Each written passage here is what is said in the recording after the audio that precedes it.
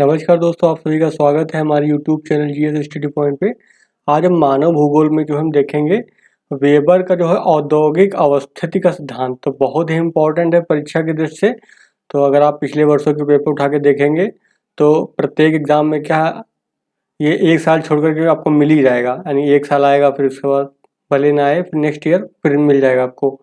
तो बहुत ही इम्पोर्टेंट है। और इसमें इन्होंने बताया क्या था, वेबर का जो औद्योगिक सिद्धांत है वो उद्योगों की अवस्थिति से संबंधित, यानी कोई भी उद्योग अगर स्थापित होगा तो वो उद्योग कहाँ पर स्थापित होगा, इसके लिए उन्होंने एक सिद्धांत बनाया था। यह सिद्धांत समय के साथ अभी भी वर्तमान समय में भी क्या है, प्रासंगिक है। तो चलिए देख लेते हैं इनके कुछ जो सिद्धांत की प्रमुख बातें थी उनको हम यहाँ पे डिस्कस करेंगे। और परीक्षा की दृष्टि से बहुत इंपॉर्टेंट, इसलिए आप इसको अपना लिख लिख कर प्रैक्टिस बार बार करते रहिए ताकि आप उसको एग्जाम में आप आसानी से उसको लिख लें। और इसमें याद आपको कुछ नहीं करना है, मेनली क्या है, कुछ मान्यताएं हैं वो आपको पता होनी चाहिए। और साथ ही में मेनली समझना है। आगे हम वीडियो में समझेंगे कि कोई भी उद्योग अगर स्थापित हो रहा है तो वहाँ पर ही क्यों लग रहा है, इसके लिए हम यहाँ पे देखेंगे इनके द्वारा क्या क्या कहा गया है। तो चलिए वीडियो शुरू करते हैं। फिर देखिए, यह सिद्धांत किसी उद्योग के लिए न्यूनतम लागत वाली, यानी उद्योग वहाँ पे लगेगा जहाँ पर लागत कितनी आनी चाहिए, न्यूनतम लागत वाली अवस्थिति का पता लगाने में सहायक है। अपने सिद्धांत में जो वेबर ने सर्वाधिक महत्व किसको दिया है, परिवहन लागत को दिया है। तो इनका मानना था कि जो उद्योग अवस्थित होगा वो वहाँ पे अवस्थित होगा जहाँ पे कम से कम लागत आए। और इसमें अपने सिद्धांत में इन्होंने सबसे ज़्यादा महत्व किसको दिया था, परिवहन लागत, यानी ये ट्रांसपोर्टिंग कॉस्ट है उसको महत्व सबसे ज़्यादा दिया था। फिर इनका जो सिद्धांत है वो कुछ मान्यताओं पर आधारित है। तो हम इनकी कुछ मान्यताओं को देखेंगे क्योंकि कुछ मान्यताओं पे जब होंगी उसी पर ये वहीं पर यानी कि इनका सिद्धांत लागू होगा। तो पहली मान्यता क्या है, पहली मान्यता ये है समरूपी धरातल। इसका मतलब क्या है, जहाँ पर इन्होंने क्या माना गया है, जो आसपास का क्षेत्र है पूरा वो कैसा है, समरूप है। वहाँ पर उच्चावच, जलवायु, इसके साथ मृदा, सारी चीज़ें कैसी हैं, एक जैसी हैं, ऐसा क्षेत्र उन्होंने माना। तो पहली इनकी जो मान्यता है वो कैसी है, समरूपी धरातल है। दूसरा क्या है, परिवहन का एक ही साधन है, चाहे रेल हो, चाहे रोड के माध्यम से हो या फिर जल परिवहन हो, कोई भी परिवहन उपलब्ध है उस एरिया में, उस क्षेत्र में, लेकिन वो एक ही है। तो परिवहन का है एक ही साधन, तथा परिवहन चारों दिशाओं में सर्वत्र उपलब्ध है। चाहे आप किसी भी दिशा में जाएंगे उस क्षेत्र में तो वहाँ पे परिवहन चारों दिशाओं में उपलब्ध है। फिर साथ ही में क्या बोला है, परिवहन लागत, दूरी तथा भार के समानुपाती है। इसका मतलब क्या हुआ कि जैसे जैसे दूरी बढ़ती जाएगी परिवहन की लागत बढ़ती जाएगी, जैसे जैसे भार बढ़ेगा वैसे वैसे परिवहन लागत बढ़ेगी। तो यही इसी को बोलते हैं, ये परिवहन लागत दूरी तथा भार के समानुपाती है। फिर आगे देख लेते हैं उद्योगपति कैसा है। जो उद्योग लगाने वाला व्यक्ति है, उद्योगपति है, वो आर्थिक एवं विवेकी है। आर्थिक एवं विवेकी से तात्पर्य क्या है, बस उसको जहां लाभ मिलेगा वहीं स्थापित करेगा, इसका मतलब ये हुआ। फिर श्रम की उपलब्धता निश्चित स्थानों पर है। इन्होंने क्या माना है, जो श्रम होता है, लेबर होता है, वो एक ही जगह पाया जाता है, यानी कि वो निश्चित स्थानों पर ही उपलब्ध है। लेकिन जहाँ पर उपलब्ध है वहाँ पर असीमित मात्रा में उपलब्ध है। तो एक खास बात ध्यान रखिएगा, जो श्रम है वो कुछ निश्चित स्थानों पर उपलब्ध है, किंतु जिन स्थान विशेषों पर ये उपलब्ध है वहाँ पर असीमित मात्रा में उपलब्ध है। तो ये मान्यताएं को हम याद रखेंगे। आगे जब इनकी आलोचना करनी होगी तो वहाँ पे इनकी आलोचनाओं में इन्हीं का हम आलोचना के रूप में प्रस्तुत करेंगे। फिर क्या है, प्रदेश में क्या है, सामाजिक, राजनीतिक व प्रशासनिक एकरूपता है, यानी कि सामाजिक असमानता नहीं, वहाँ पे राजनीतिक और सामाजिक, राजनीतिक और प्रशासनिक सारी संस्थाएं एक रूपता, यानी कि पूरे क्षेत्र में एक जैसी हैं। फिर ये तो हो गई इनकी कुछ मान्यताएं। अब मान्यताओं के बाद हम क्या देखेंगे, इन्होंने क्या बताया, कच्चा माल उन्होंने बताया दो प्रकार का होता है। कच्चा माल दो प्रकार का होता है। एक माल कैसा होता है, कच्चा माल रॉ मटेरियल, जो स्थानिक है, जो केवल कुछ स्थान विशेष पे ही पाया जाता है। फिर दूसरा क्या है, वो दूसरा वो है जो सर्वत्र उपलब्ध है, यानी कि कहीं भी जाएंगे आप, वो आपको कच्चा माल वहाँ पे आपको मिल जाएगा। तो देखिए यहाँ पर क्या है, स्थानिक जो होगा उसके लिए अलग नियम बनेगा और सर्वत्र सुलभ होगा वहाँ पे नियम अलग बनेगा। तो जहाँ पे सर्वत्र सुलभ जो होगा कच्चा माल, तो वो ऐसे उद्योग कहाँ पे लगेंगे, ऐसे उद्योग लगेंगे बाजार के केंद्र पे, जहाँ पे मार्केट हो, जहाँ पर उसकी सेल होगी। तो जो सर्वत्र सुलभ कच्चा माल होगा, अवेलेबल होगा, वो कहाँ लगेगा, बाजार पर स्थित होगा। लेकिन जो कच्चा माल स्थानिक होगा उसके लिए जो है फिर इन्होंने क्या बताया, कुछ कच्चे पदार्थ जो होते हैं शुद्ध या फिर अशुद्ध हो सकते हैं, यानी कि उसके अंदर जो अशुद्धियां होती हैं वो ज़्यादा हो सकती हैं या फिर प्योर हो सकता है। तो उसके लिए पदार्थ सूचकांक जो है उसका निकाला जाता है। पदार्थ सूचकांक क्या होता है, कच्चे माल का भार बटा उत्पादित वस्तु का भार, यानी कि कच्चे माल का भार और उत्पादित वस्तु का भार के अनुपात को हम क्या बोलते हैं, पदार्थ सूचकांक।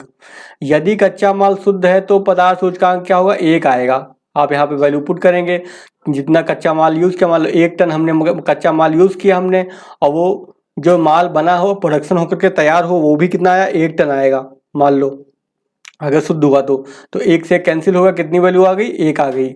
तो यदि कच्चा माल जो है वो शुद्ध है तो तब पदार्थ सूचकांक कितना होना चाहिए, 1 होना चाहिए। और फिर यदि अशुद्ध है तो 1 से अधिक होना चाहिए। जाहिर सी बात है, कच्चा माल ज़्यादा लगेगा और भार जो है, उत्पादित वस्तु का भार जो होगा वो कम आएगा, तो इसकी वैल्यू 1 से अधिक हो जाएगी, यानी कि 1 से अधिक हो जाएगा फिर ये। तो यहाँ पर देख लेते हैं, अब जब अशुद्ध अगर होगा तो हम कहाँ पे इंडस्ट्री को लगाएंगे। तो मेन जो सिद्धांत इन्होंने इसी के लिए दिया है। तो यहाँ पर क्या लिखा हुआ है, वेबर ने अवस्थिति कारकों को 3 कारकों के प्रभाव में दर्शाया है। यानी कि जो अवस्थिति, कोई भी इंडस्ट्री की जो लोकेशन बन लगेगी वो कहाँ पे लगेगी, उसके लिए जो है 3 आधार इन्होंने लिए हैं। तो पहला आधार इन्होंने क्या लिया है, पहला आधार लिया है परिवहन लागत लिया है, दूसरा आधार क्या लिया है, श्रम लागत लिया है, और तीसरा आधार क्या लिया है, समूहन लिया है।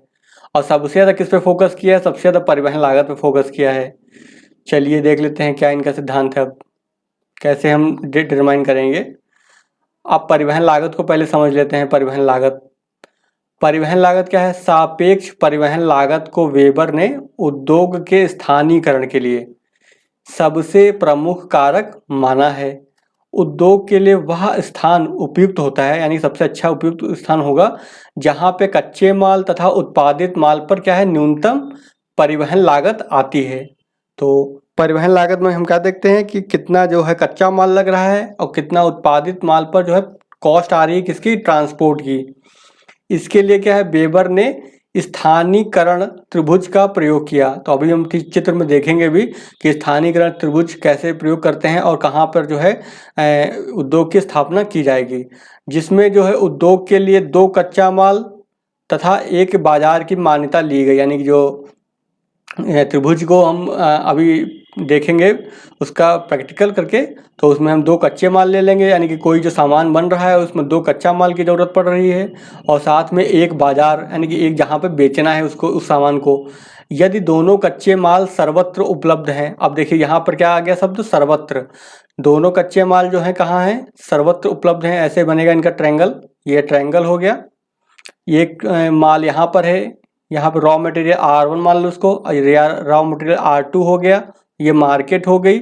अगर कच्चा माल कैसा है, सर्वत्र उपलब्ध है, तो उद्योग कहाँ पे लगेगा, बाजार पर स्थापित होगा। तो हमने अभी स्टार्टिंग में ही बता दिया था, अगर सर्वत्र है तो बाजार पर उद्योग, यानी उद्योग कहाँ पे लगेगा, यहाँ पे लगेगा, मार्केट वाले पॉइंट पे लगेगा। फिर यदि दोनों कच्चे माल क्या है, शुद्ध हैं, दोनों कच्चे माल हैं, शुद्ध है, लेकिन वो सर्वत्र उपलब्ध नहीं है, किंतु सर्वत्र उपलब्ध नहीं है, तब भी क्या होगा, तो भी जो उद्योग बाजार बिंदु पर ही स्थापित होगा।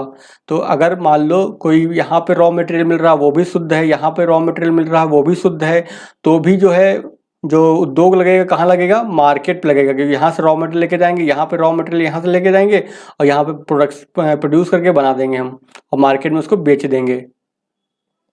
मेन खेल कब आएगा, मेन खेल तो इस पे आएगा कि जब दोनों अशुद्ध होंगे।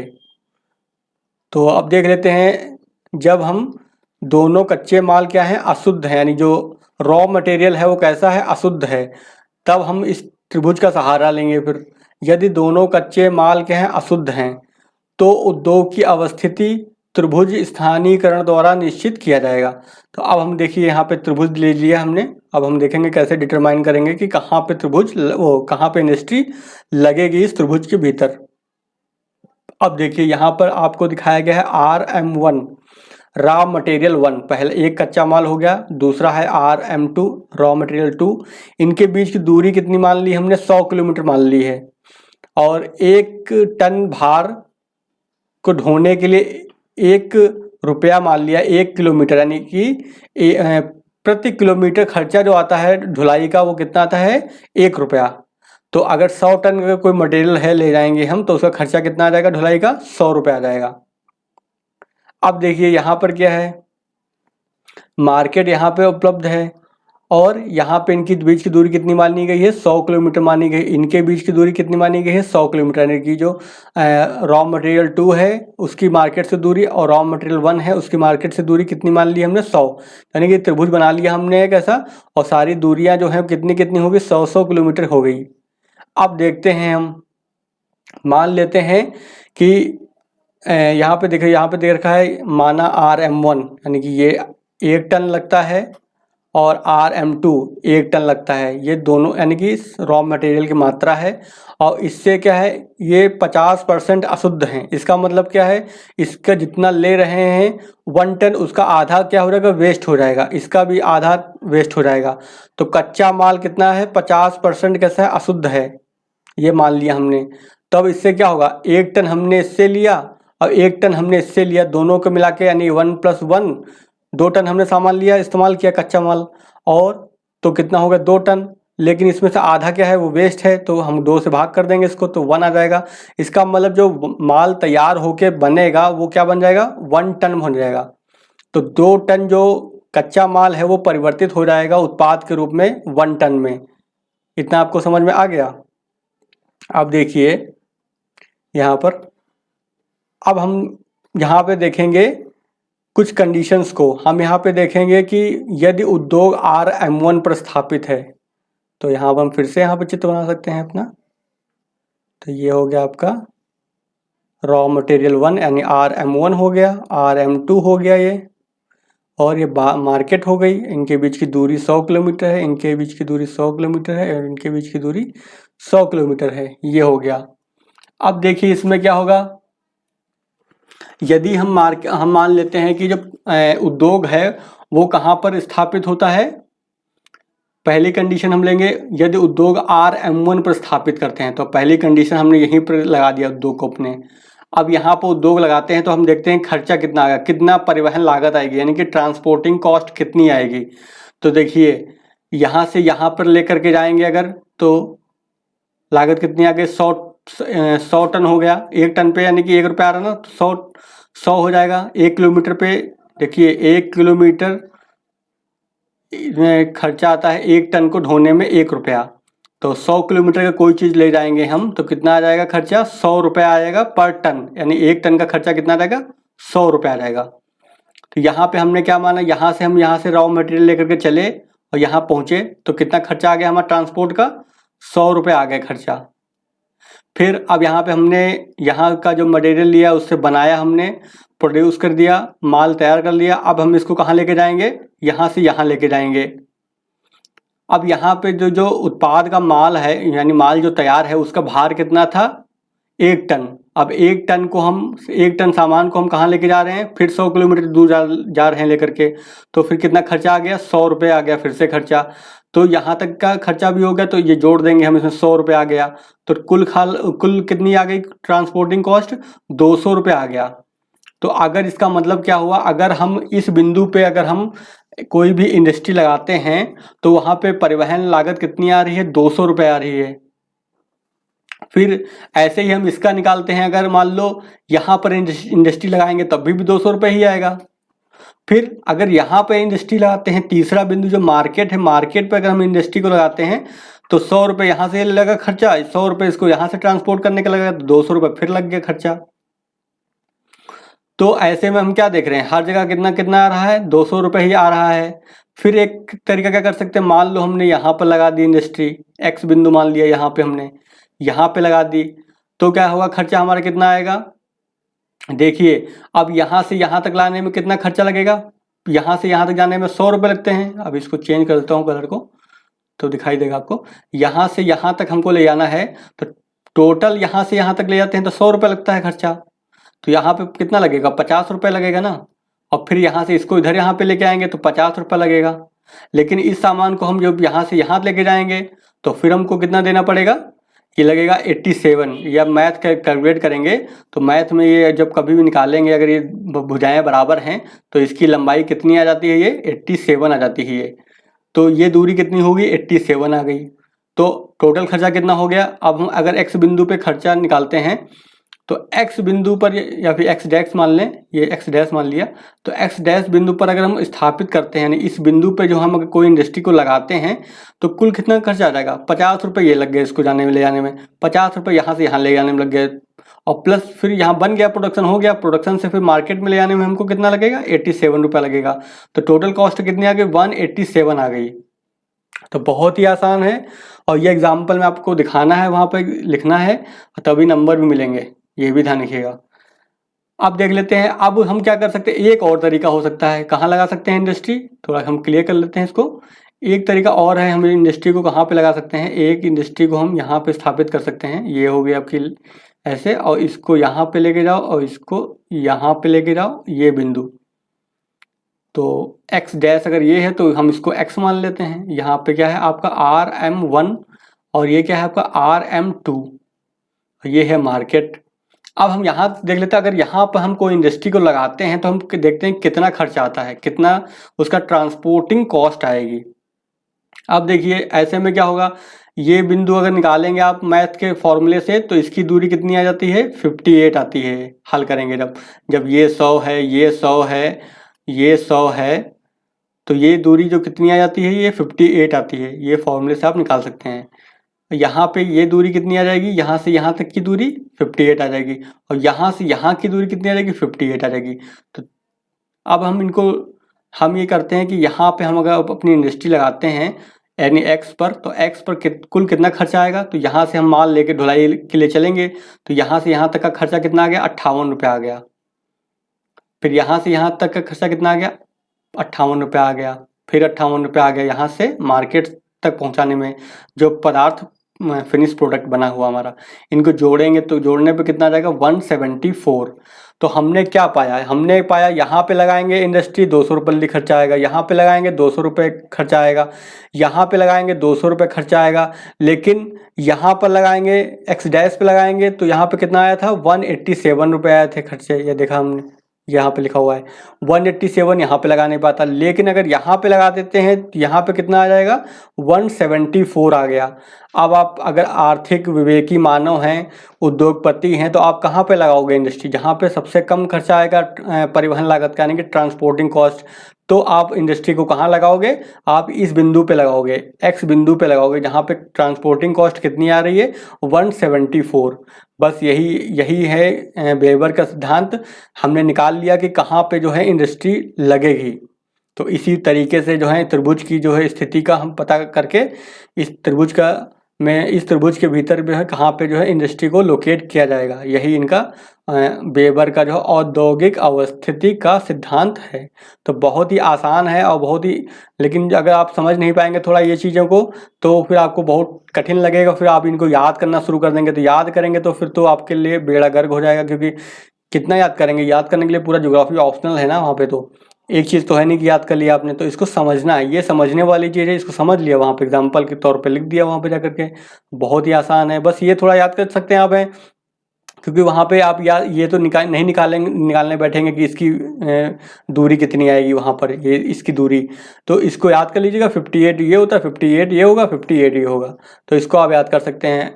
और साथ में अगर ये याद कर सकते हैं, साथ में ये याद कर लेना कि ये जो है, ये जो दूरी यानी कि मार्केट से लेकर के एक्स डैश की बिंदु की दूरी है, इसको मैं दूसरे पेन से दिखा देता हूँ। यहाँ से यानी यहाँ से लेकर के यहाँ की जो दूरी है वो कितनी है, वो दूरी आपकी है 87 है। तो कुछ चीज़ें याद कर लें, 58 वो याद कर लिया हमने और 87 ये याद कर लिया हमने। तो हमने याद कर लिया कि ये फिगर ऐसे बन गया हमारा, अब ये ऐसे हो गया, ये ऐसे हो गया। तो ये दूरी कितनी हो गई, 100 हो गई, ये भी 100 हो गई, ये 100 हो गई। फिर यहाँ तक की जो दूरी है, यहाँ से ऊपर से नीचे तक, ये कितनी हो गई? 87 हो गई। और फिर ये दूरी जो यहाँ से यहाँ की दूरी, ये दूरी है, ये दूरी कितनी हो गई? 58 हो गई। तो कुछ चीज़ों को आप याद कर लीजिए, बाकी सब अपने आप ही लिख लेंगे, इसको एक्सप्लेन कर लेंगे। तो ये रहा आपका परिवहन लागत को हमने देख लिया। तो वही यहाँ पे लिखा हुआ है। तो अब इसको देख लेते हैं। ऐसे ही लिखना है आपको, कुछ नहीं करना, जो एक्सप्लेन किया है वहाँ पर वही लिख देना है। यदि उद्योग RM1 पर स्थापित होगा तो कुल खर्चा निकाला हमने 200 रुपये आया। यदि RM2 पे निकाला तो कुल खर्चा 200 रुपये आया। बाजार केंद्र पर लगाया 200 रुपये आ गया। एक्स डैश पे लगा दिया तो हमने जोड़ के दिखा दिया 187 रुपये आ रहा है खर्चा। एक्स पे निकाल दिया तो 174 आ गया आपका कुल खर्चा। अब देख लेते हैं न्यूनतम परिवहन लागत बिंदु कहाँ हमको मिल गया? हमको मिल गया एक्स पे मिल गया। तो हमने देख लिया जो न्यूनतम परिवहन लागत है वो कहाँ पे आपको मिल गया है? एक्स बिंदु पे मिल गया। तो इंडस्ट्री कहाँ लग जाएगी? एक्स पे लग जाएगी। तो वही लिखा हुआ न्यूनतम परिवहन लागत बिंदु एक्स पर है, अतः उद्योग बिंदु एक्स पर स्थापित होगा। ये तो हो गया ट्रांसपोर्ट कॉस्ट के आधार पर। अब हम दूसरा आधार जो वेबर ने बताया था, कौन सा बताया था? वो बताया था श्रम लागत, यानी कि लेबर कॉस्ट। तो लेबर कॉस्ट को हम देख लेते हैं। तो लेबर कॉस्ट में क्या होगी? कुछ नहीं है, जो लेबर वहाँ पे उपलब्ध है सस्ता अगर मिल जाता है तो हमको उससे फ़ायदा मिल सकता है। तो इसके लिए वेबर ने क्या, आइसोडेपन का सहारा लिया। अब आइसोडेपन क्या है यहाँ पे देख लिए। तो आइसोडेपन ये होता है समान कुल परिवहन लागत के बिंदुओं को मिलाने वाली रेखा को कहते हैं। इसका मतलब क्या हुआ? मान लो यहाँ पे देख सकते हैं आप हैं, ये मान लो सर्कल दिखा रखा है, यहाँ से सेंटर से यानी कि दूरी दे रखी, यहाँ पे कोई उद्योग है स्थापित है, तो यहाँ से यहाँ की दूरी का जो खर्चा होगा, ट्रांसपोर्टिंग कॉस्ट होगी सेम होगी, और यहाँ से यहाँ की दूरी का खर्चा होगा वो सेम होगी। तो इससे क्या, हम एक इन बिंदुओं को मिलाने पर एक रेखा, सर्किल मिल जाएगा, हमको एक रेखा मिल जाएगी, उसी को क्या बोलते हैं? आइसोडेपन। तो यहीं पर वही लिखा हुआ है समान कुल परिवहन लागत, यानी जो टोटल कॉस्ट आ रही है उनके बिंदुओं को मिलाने वाली रेखा को कहते हैं आइसोडेपन। फिर क्या बताया इन्होंने? न्यूनतम परिवहन लागत से हटकर, यानी कि जो परिवहन लागत से हट करके अगर उद्योग लग सकता है, उसके लिए क्या कंडीशन है? यदि उस अतिरिक्त लागत की पूर्ति जो है श्रम लागत से हो जाए। यानी कि मान लो हमने यहाँ पर जो है यहाँ पे लगा दिया, मान लो कहीं दूसरी जगह लगा दिया, यहाँ पे लगाना चाहिए था उद्योग को, लेकिन कुछ दूरी पर जो है मजदूर वहाँ पे ज़्यादा सस्ते में मिल रहे हैं, तो हमने क्या किया, उस जगह पे लगा दिया जा करके। लेकिन अब जो रॉ मटेरियल है, रॉ मटेरियल को वहाँ पहुँचाने में जो कॉस्ट आएगी, एक्स्ट्रा कॉस्ट जो आएगी, तो जो एक्स्ट्रा कॉस्ट आएगी मान लो आगे 50 रुपये आ गई, लेकिन यहाँ पे जो मजदूर हैं वो 60 रुपये सस्ते मिल रहे हैं उनको पर टन के हिसाब से देखा जाए।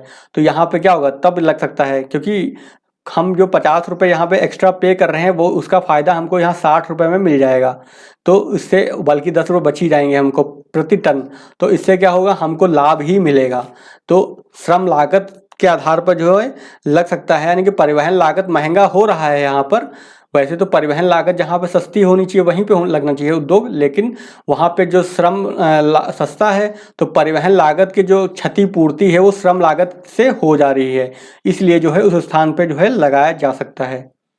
अब अगला क्या है आपका है समूहन। तो तीसरा इन्होंने बताया था, क्या होता है समूहन। समूहन का मतलब क्या होता है?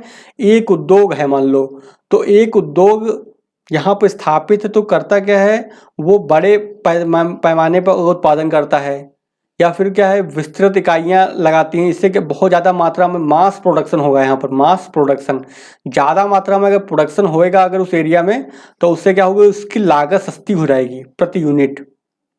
तो वही लिखा हुआ है यहाँ पर। तो समझ लीजिए क्या लिखा हुआ है, उत्पादन का पैमाना है पहला, तो पैमाना का उत्पादन का अच्छा है, तो उत्पादन का पैमाना विस्तृत रखने से प्रति इकाई न्यूनतम लागत आएगी, तो वहाँ पे लगाया जा सकता है उद्योग को। फिर क्या है, एक उद्योग के अंतर्गत आने वाले फर्मों के समूहन से।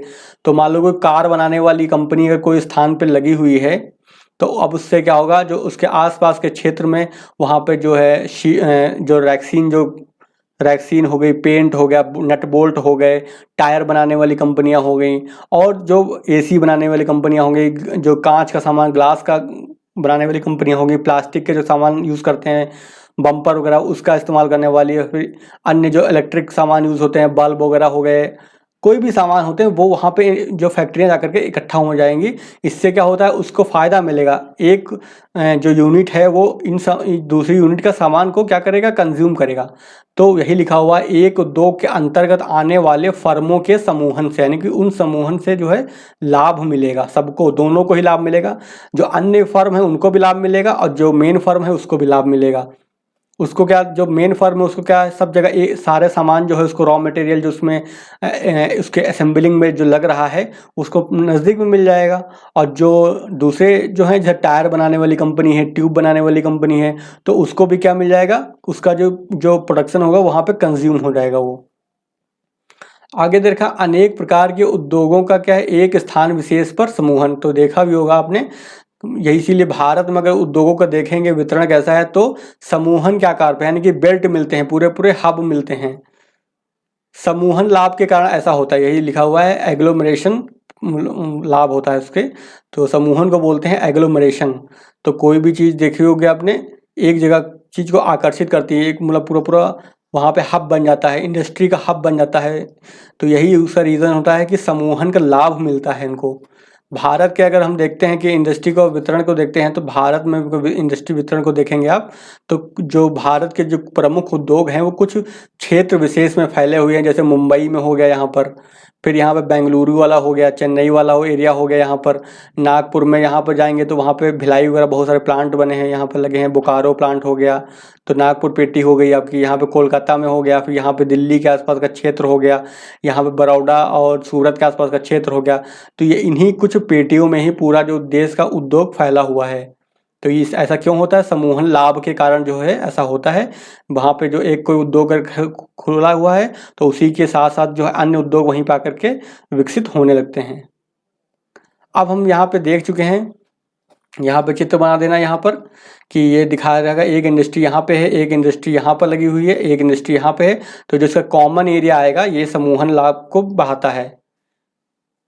आगे हम देख लेते हैं। अब तो हमने देख लिया, पूरा समझ लिया कि वेबर का जो औद्योगिक अवस्थित सिद्धांत है पूरा क्या है। अब हम क्या करते हैं, इनकी आलोचना थोड़ी करेंगे, क्योंकि क्वेश्चन आएगा तो वहाँ पे आलोचना भी लिखने को आती है। तो हम आलोचना में देख लेते हैं इनकी। तो पहला क्या है, हमको सबसे पहले आलोचना में क्या करनी है, इनकी जो भी मान्यताएं हैं उनकी आलोचना कर दो। तो इन्होंने क्या माना था कि जो क्षेत्र है वो कैसा है, समरूप क्षेत्र है, लेकिन वास्तव में जो है समरूपी धरातल तो होता नहीं है। फिर दूसरी इन्होंने क्या मान्यता मानी थी, वहाँ पे मानी थी कि परिवहन का एक ही साधन है, ऐसा नहीं है, परिवहन के तो अनेक साधन हैं। और प्लस इन्होंने बोला था कि परिवहन के जो साधन हैं चारों ओर समान रूप से फैले हुए हैं, तो ऐसा नहीं होता है। कहीं पर क्या होता है, पर्वतीय बाधाएं होती हैं या फिर अन्य प्राकृतिक बाधाएं होती हैं। फिर इन्होंने क्या बोला था, जो परिवहन जो लागत है वो दूरी और भार के समानुपाती होती है, तो ऐसा भी नहीं होता है, ये भी सही नहीं मतलब।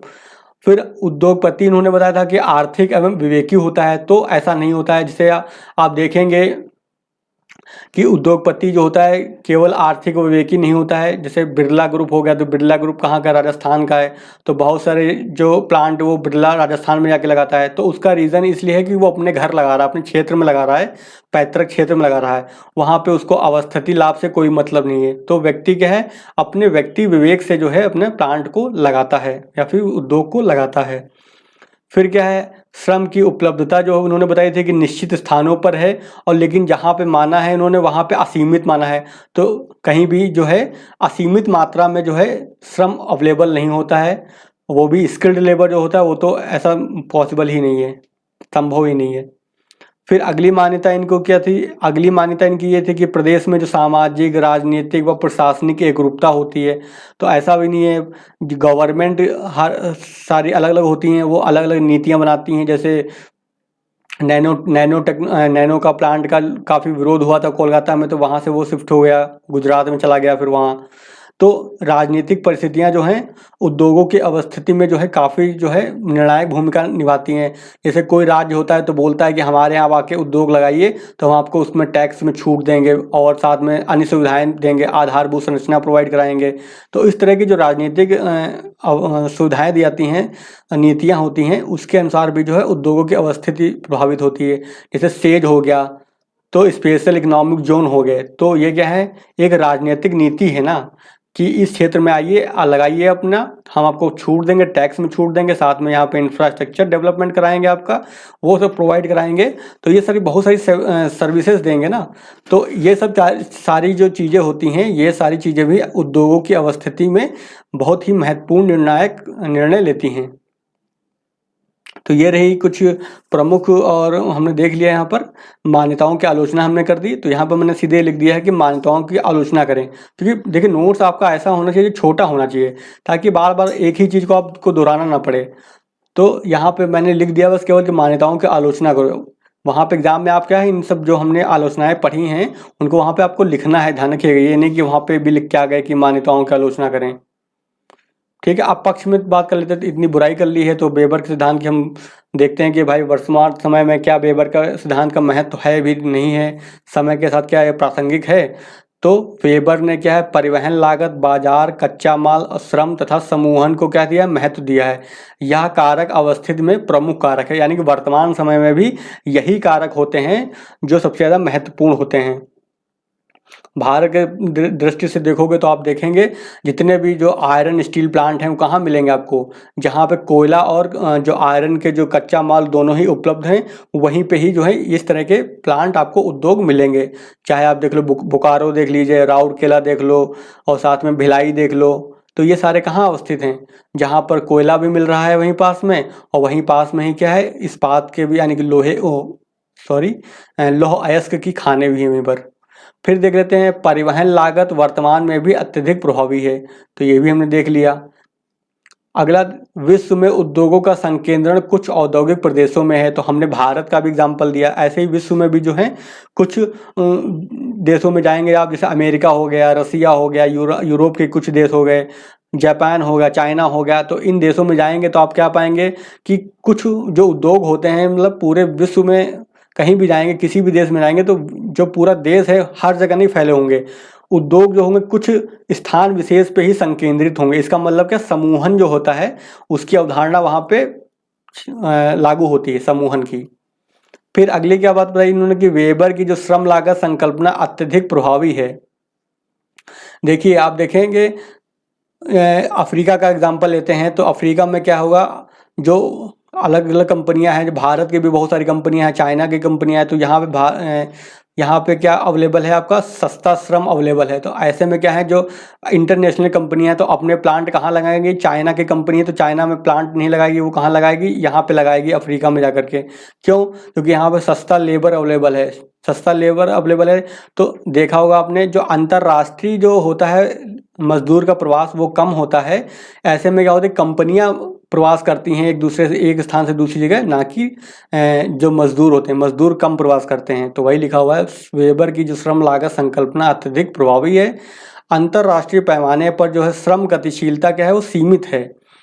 और जो मोस्ट डेवलप्ड कंट्री होते हैं वो LDC, यानी जो लीस्ट डेवलप कंट्रीज़ हैं, वहाँ पे उद्योगों की स्थापना इसी प्रभाव में हो रही है। ऐसे ये देखा होगा आपने, अमेरिका की कंपनियां कहाँ जा रही है, अफ्रीका में इन्वेस्ट कर रही हैं, वहाँ पे कारखाने खोल रहे हैं, तो वहाँ पे सस्ता श्रम अवेलेबल है, ये बहुत बड़ा कारण होता है इसका। तो ये हमने देख लिया, इनकी कुछ आलोचनाओं को देखा, उसमें पक्ष भी देखा हमने, और फिर विपक्ष भी देखा, पक्ष भी देखा। तो इस तरह से अपना आप एक अच्छा आंसर लिख सकते हैं। तो परीक्षा की दृष्टि से तो बहुत ही महत्वपूर्ण टॉपिक था आपका ये। जो भी अगर परीक्षा देने जा रहे हैं आप, अगर मेंस का कोई एग्ज़ाम, तो देख लीजिए, अगर पिछले वर्ष में नहीं आया है तो इस साल आपको आने का संभावना बहुत ज़्यादा हो जाएगी इस क्वेश्चन के, और इसको आप अच्छे से तैयार जरूर करिएगा। तो चलिए आज का वीडियो हम यहीं पे ख़त्म करते हैं। वीडियो पसंद आया हो तो वीडियो को लाइक जरूर मार दीजिएगा। बहुत ही आसान भाषा में आपको समझाने का प्रयास किया है मैंने। और चैनल पे नए हैं तो चैनल को सब्सक्राइब कर लीजिएगा। जियोग्राफी ऑप्शनल का अगर आपको पेड ग्रुप ज्वाइन करना है तो आप हमें इस नंबर पे कॉल कर सकते हैं। नंबर है 8860558530। इस नंबर पे कॉल कर सकते हैं, व्हाट्सअप कर सकते हैं, और पेड ग्रुप से संबंधित अधिक जानकारी प्राप्त कर सकते हैं। और आपका जो है ज्योग्राफी ऑप्शनल जो है पूरा कंप्लीट कराया जाएगा। साथ में आपको नोट्स की PDF भी मिलेगी इसके अंदर।